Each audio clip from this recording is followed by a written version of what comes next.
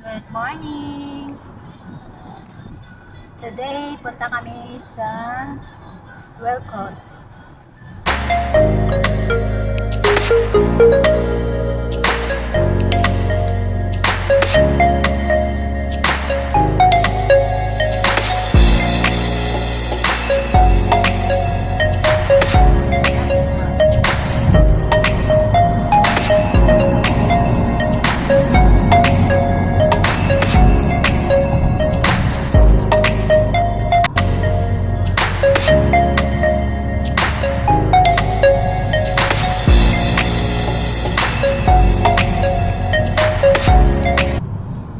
Blue clouds. Blue sky. Sorry, blue sky, blue sky.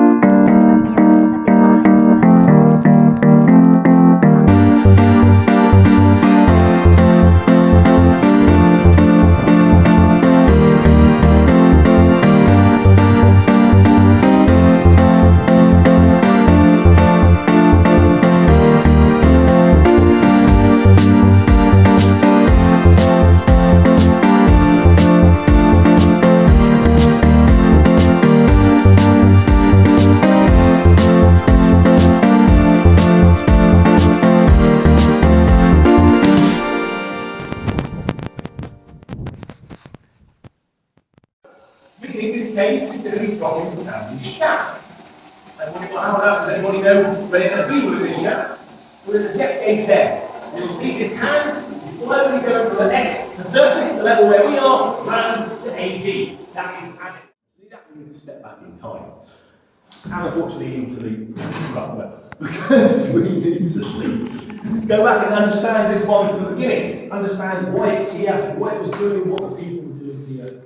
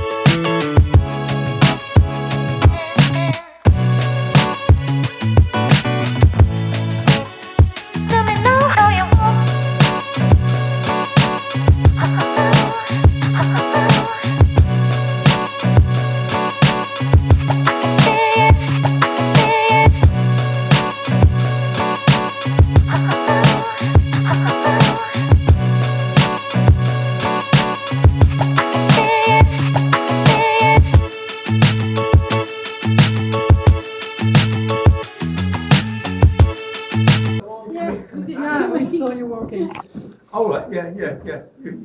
It's me hat. Yeah, it's very recognizable. Just to keep me head dry. If I give you a little story, then you'll know as much about it as I do. The machine itself is all the green painted bit with a white bit there. That's the actual machine itself, and obviously the building is surrounds it. You can't have the you can have the building without the engine, but you can't have the engine without the building, because you probably noticed there's no actual framework to the machine. It's all attached to the building in various points and places. When these things were built, it was the stonemasons really that did the hard work, because the building, say like the building behind us, should hold what is called a Cornish pumping engine. The stonemasons would have done the hard work, because that building could weigh what? Several hundred tons, whereas the engine itself, even a big one, would only weigh say 200 tons at the very outside. So the poor old stonemasons, they did all the hard work, but they didn't take much of the glory really. But you've got to build the building first, because this is the means at which it's constructed. Nowadays you can phone up Macready's in Camborne, McSalvers, sorry, not Macready's, and you can hire a 500-ton capacity crane. You can park it in the car park, it can lean right over here, and you could put this together in an afternoon. But when they built this thing, you had to build the building first, because if you look in the roof, or actually in the loft, there's two big bits of timber that don't actually support the roof. That's where you tied rope round and lifting tackle to pull all this through that door and put it all together. So that, again, that's why the building has to go up first. It was all built in 1840 to go into this building, the engine and the building. So its novelty is, if you could invite, say, one of the drivers who sat in this seat in 1860, take away the guards and the electric light and probably hang an oil lamp somewhere here, then he could probably recognise the machine straight away. He might not like the colour, but that's, you don't know that. But that's basically its charm. It's probably one of the oldest in this country of its type, still in its original building, and you can still actually run it under steam. There are older ones, they're in museums and things like that, and there are older ones with all this engine's credentials, but they're pump engines, and they're in a place called Devizes, and they fill the Kennet and Avon Canal with water when the water level drops. But they're a pump, so they haven't got a flywheel that goes around. We're a rotative engine, so we've got a nice big green wheel to go around.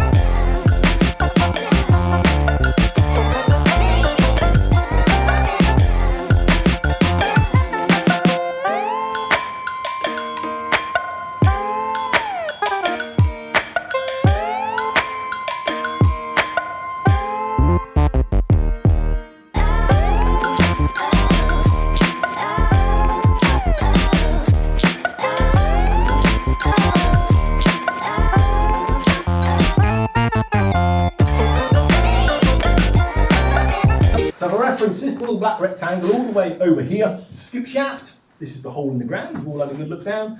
This is the coastline, so we have land and sea, and all of these lines are the tunnels that extend out underneath the sea. The problem with being a mine under the sea is that you can't sink any ventilation shafts. So all the airflow has to come in through the shafts on land and try and work their way out along these tight, narrow tunnels.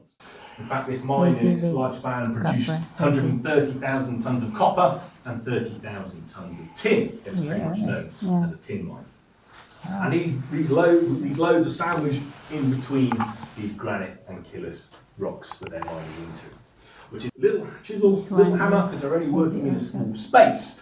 And for this amount of time, 6 to 8 hours, they'll be underground, literally hammering a hole into this rock.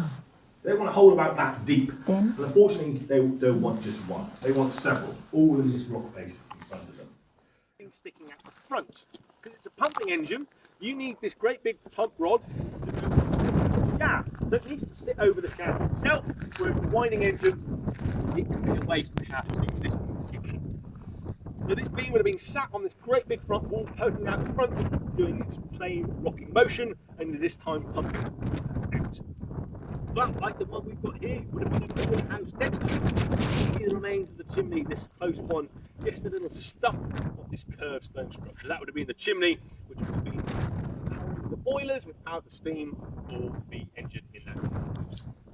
And then as we go further on, there is that other piece that on the great brick top building. Where it's in you can get a better look at it from here. Chimney is plain brick top one, that would be where the snow, that can sit right into that dust. And moving on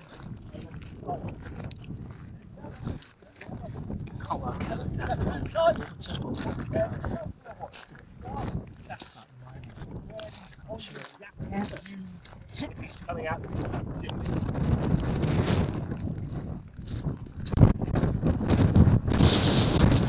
The other thing is that we can see the one with the nice banding. That would have been the compressor house. Talked about the air compressor. Well, to generate that, you have a steam engine. And then you just pipe it down to where it needs to be. So that dates from 1901. So you have another steam engine in there, generating that compressed air that could not only help the miners breathe, but also help power as well. And then there's one more.